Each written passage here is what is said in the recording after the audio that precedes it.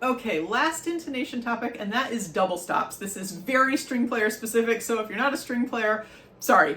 But this is something that I get questions about a lot from string players, and it's no wonder because double stops are hard. So there are a lot of things that go into practicing double stops.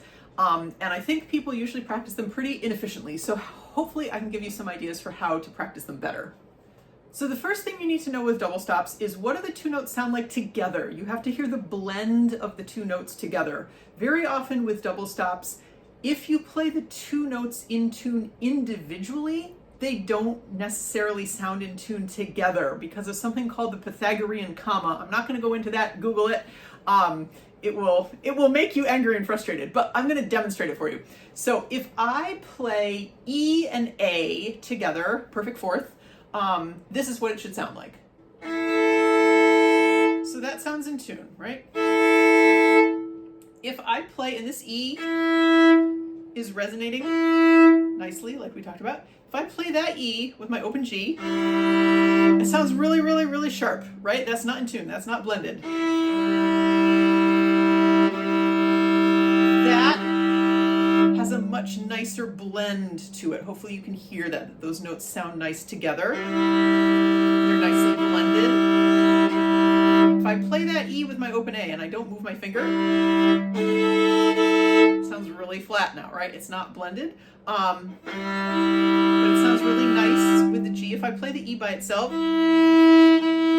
that sounds flat, right? Because it is, but it sounds in tune with the G. So you need to hear that blend because that's what your audience is going to hear.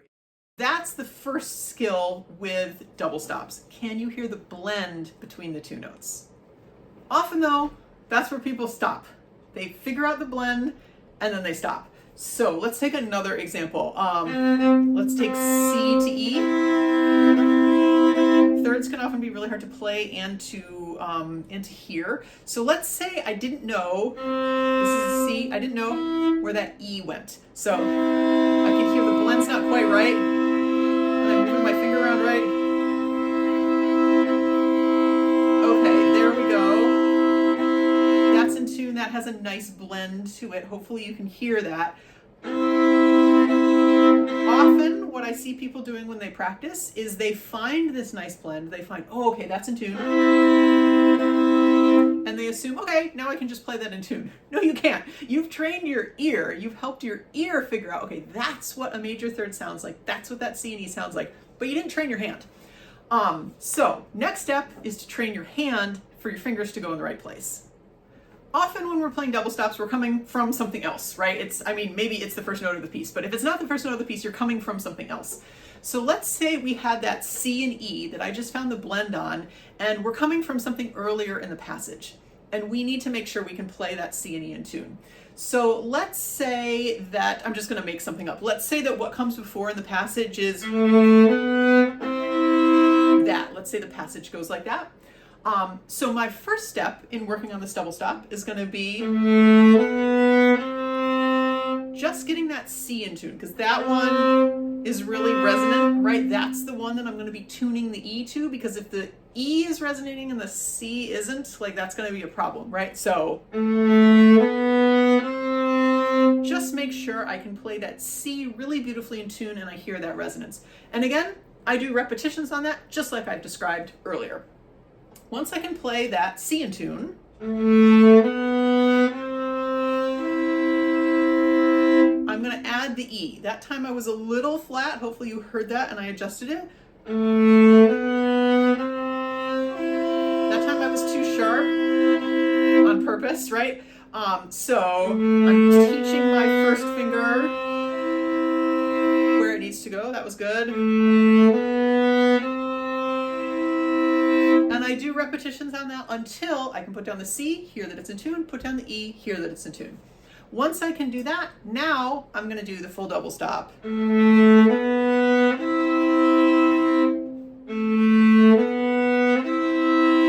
I'm going to do repetitions on that. The reason each of those steps is necessary is often when people practice double stops, if I'm going to play both the C and the E out of tune this time, Okay, not in tune, right? It can be really hard to know which finger is a problem. And if both of them go chasing each other, you're never ever gonna find it, right? So you need to figure out what is your anchor finger? What is the note that you are kind of tuning the other note to? In this case, it's the C. That's why you need to make sure the C is really solid first. Going just to the double stop, that's really difficult. You have to put two fingers down at once.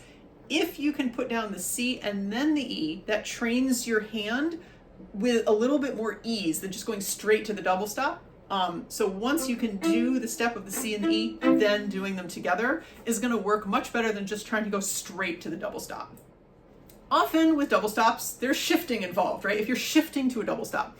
So target practice can be really helpful for that too. If you're shifting, let's say you're shifting from this third to that third, and it's the top one that's messing you up. So maybe you're going to do target practice playing both of them. Okay, that wasn't in tune. And maybe you find, oh, geez, I don't know where I'm going. Then you want to do one note at a time again. So, okay, I know where that is. Do repetitions on that. Okay. And then the whole thing. Once you can do that, then with the shift, again, you want to break it down. Just that note. And then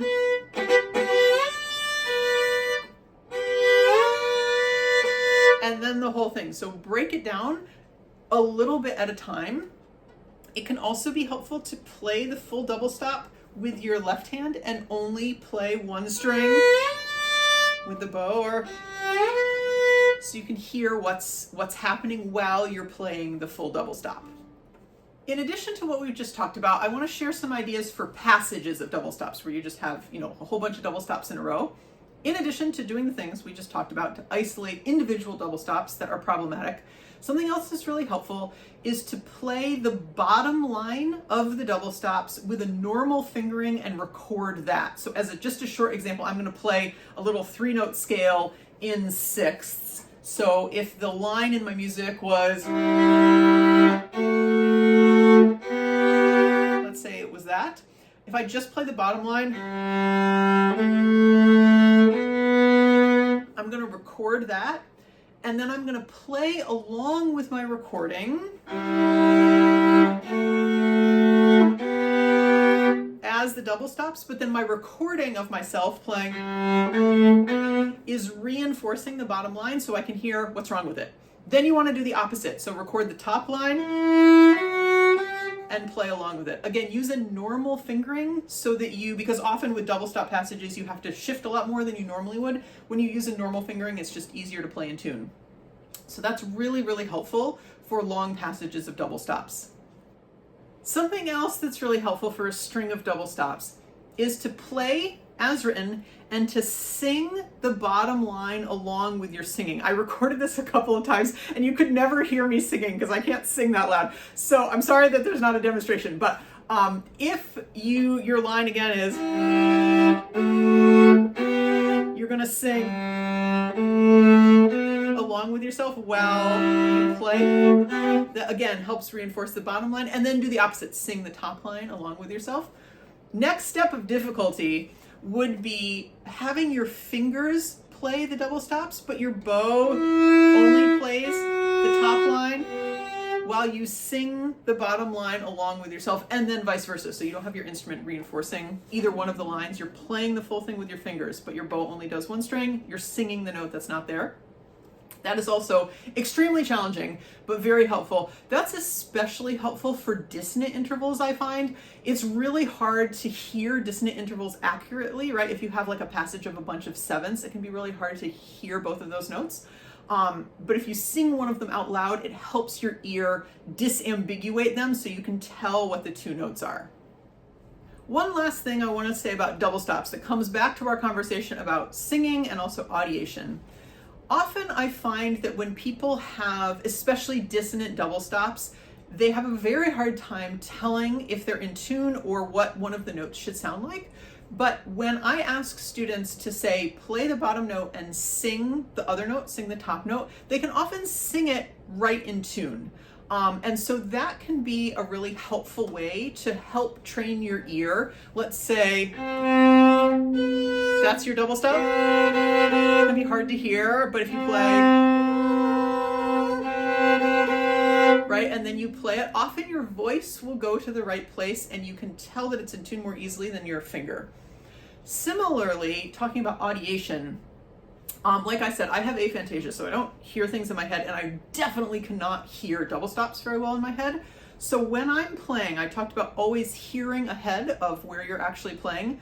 When I hear double stops ahead, I always arpeggiate them in my mind. So if I'm playing a passage and I come to that double stop, what I will sing in my mind right before I play it, I'll sing that. I'll sing the two notes individually really quick so that I can hear them more clearly when they come out of my instrument. So I have found that arpeggiation, singing of double stops, helps me a lot to anticipate what it's going to sound like when I do it on my instrument.